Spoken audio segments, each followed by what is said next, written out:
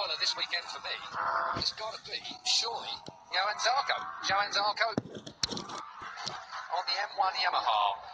He's due for a win, I reckon, and this still could be it. Alongside me, Gavin Emmett, because Colin hasn't quite made his way back. Well, I'll just hang out here until Colin turns up. Why not? Well, it's the first time we've worked together today. So Exactly. It's to be with you, Gav. It's something to do. I don't think be out there robbing old ladies. He's turned up. These are the e-sport guys. It's the big e-sport championship tonight.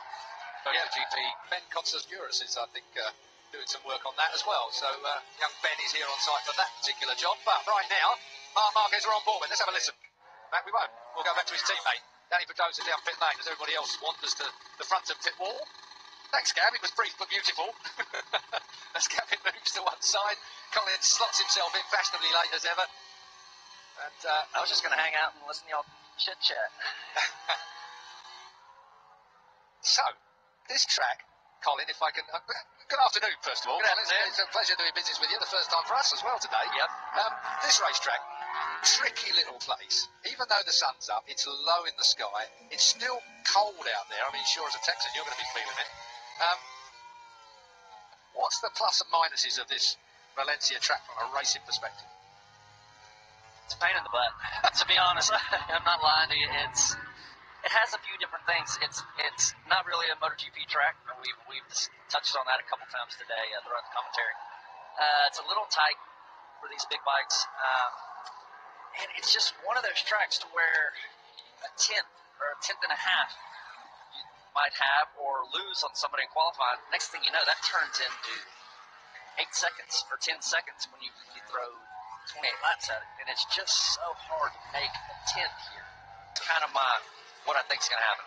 Because, you know, if you look back at the last 2 or 3 races of drama-filled action, you know. Ooh, hang on, Carol. Whoa.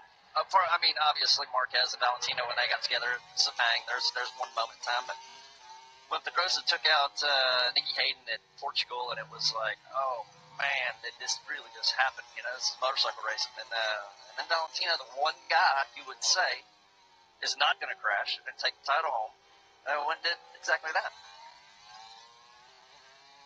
Front straight then, let's have a listen. I think every time I say that, we go for a different shot. I'm just dying to listen to a whole motorcycle do a whole lap. Here's Valentino. Rossi goes top, 32.3.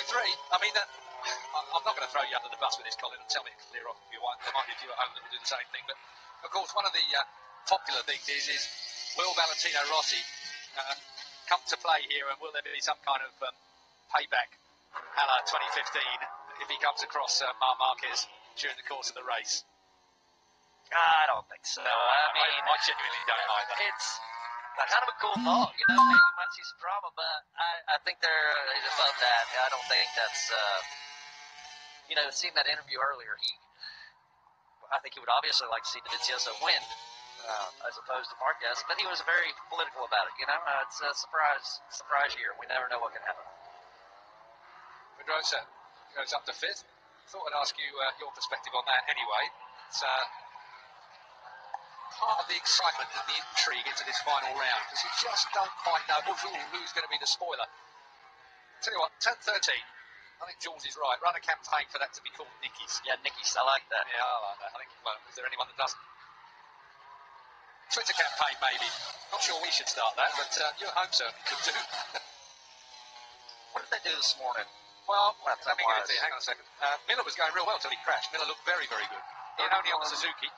Quickest man, 1:31.0, which compares with pole position record. In fact, Jorge Lorenzo's got them all. 1 minute 30.0 for Jorge in 2015. 31.3 for Jorge's race lap record. Again, that was 2015, of course, the dramatic 2015 season. Right now, we're at 31.0 this morning. I've got to say, considering it's free practice 1, that was a pretty good time. It was. And the guy on the screen, Mr. Lorenzo, do you see that interview earlier today? He's pretty, I don't know. I was kind of impressed by it, just for the fact that he's not reeling, or, you know, not backing up, trying to make excuses or figure it out. He's like, hey, they have more pace than me. I just have to figure it out. I think he's run a fantastic campaign this year, actually, Jorge Lorenzo, because he's put the work in. There hasn't been the tantrum that people sort of level at him as usual. He's just put the work in. It's been a hard work year for Jorge, but he seems to have been, from day one, prepared to do that work. What are we looking at? Whoa! Dobby. Teammate. Yeah, I agree with you. He's put lots of time in, and I think they got all winter. They got all winter to figure something out and maybe play around with a few things and get Jorge more comfortable. Be disappointing he doesn't win at least one race this year. But I'll tell you what, this man's made up for anything that Jorge hasn't done during the course of the year. Valencia's not expecting any changes in the weather this weekend. It's just slowly getting better come Sunday. We've not got the usual upset regarding rain. Mark is about to... whoa! Yeah, hello. That was about 4 inches. KTM moved over. As much as that. So you judge inches differently to me. Here's the man. Do you know what? I wouldn't mind betting this guy can do something this weekend. I just feel that Yamaha around here, the M1 Tech 3 version. I wonder if he can put together a fantastic finale for what has been a great year for the French rookie. And, okay, so on that subject, what's his record here on the Moto2? Pretty good. Is it really good? Yeah. Okay. Yeah, you never know. He's been knocking on the door all year. It's going to be what hooks up around this little track, isn't it? It's how you find. You talked about a 10th, it comes down to hundreds. It seems nowadays out in the top half dozen of MotoGP. Yeah, what you got to be careful of, and Zarco, we know he generally likes soft. If you burn him up and you lose that little bit of drive, next thing you know, like I said, you're 10 seconds behind the leader. So this is a racetrack where you really have to kind of sacrifice maybe a little bit in the beginning to gain the end. He is able to make that bike work on a softer tyre setup than most others. Just a question of whether that is asking a bit too much from soft tyres on a track that's really spinning the rear end up and over the hill. There are a couple of corners here where you've got a lot of sideways action going on. And Zarco, I remember, what race was that? It might have been Qatar, the first race, or Argentina, I can't remember. Argentina, I think it was just smoke in the rear. I mean, going around turn Argentina, yeah, down the hill, that left-hander, and smoke billowing off the rear tire. And I thought, man, you're going to have to figure that out. I mean, it looks cool, but you can't do that, is what I'm trying to say, or you're going to go backwards. Jumping jackass. Jack Miller on the 43 machine. What's gotten into him lately? Oh, I think it's the final round, isn't it? He's keen. Amazing. I mean, really good turnaround. No, I mean, that broken leg didn't seem to have any effect. Yeah. Really violent. Yeah, and he's been thereabouts, but to see him at the sharp end 2 weekends in a row, or how did he do in Malaysia? I wasn't there, obviously. That sounds more like a protest. I'm saying 2 weekends in a row, as in Australia and here. Got a patch on the top of his head that's been. I don't suppose it's pink. I suppose it should be red, but we're yet to get to the bottom of that as well. Here he is. Soft tyre front, soft tyre rear, going for a time, obviously then. Zarco looking for it. Ooh, go on, young man, giant. Get on it. He's pretty impressive. He has had an impressive year. And he's so, what's the word I'm looking for? Individual. Yeah, but he's so... out there. Yeah, but he's not real chest puffed out, like... humble. Very humble, yeah. He just gets on with it. He's a good advert for motorcycle racing. He is. Uh-oh. He's laying it over on turn 10. That's where you flick to the right-hand side, and that bike will be destroyed. The electronics all hanging off the back of it, so that's gone endo. He's going to rely on this morning's time. He's having a good old look at that front tyre to see if he can find any fault with that. Catwalk's great. That transition from the left-hand side, from the right-hand side to the left-hand side, pretty tricky. Lorenzo again. Look at this, 30.6. He's got half a second on Zarco, 6/10 on Marquez. We said he went good around here. He does. I mean, Pedrosa has got the record, he's probably got the best record here. But Lorenzo's enjoying himself, 136, 30.6, I should say. Aleix Spargo, again with that Aprilia. All eyes on Zarco, though. He's lost a bit of time.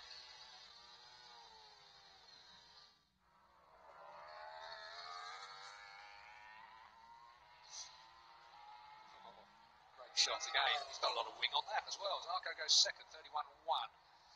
nearly half a second off Lorenzo's time. Lorenzo flew through that lap. Unbelievable. 30.6, what's that as far as records are concerned? Bear in mind, 31.3 is the race lap record. 30.0 is Lorenzo's outright circuit record. So 6 tenths off that of the minute. That was a while back, wasn't it? It was back in the fateful 2015. Yeah, okay. Yeah, I remember when he did that lap. He was like, that's the best lap ever around here. They're getting close to it. Yeah, tomorrow is going to be, Alicia Spargo has stepped up. Any guesses? Lorenzo, 130.6 it was, and it stays that way. Dobby comes up to third, so Davizioso is obviously making, the Ducatis are working quite well, aren't they? Which is a great sign for this championship. Pedrosa sandwiches them at the moment, yeah, but he still makes the line though. Here's Alicia Spargo's bike being recovered. Where's Alicia? Hopefully he'll be fine.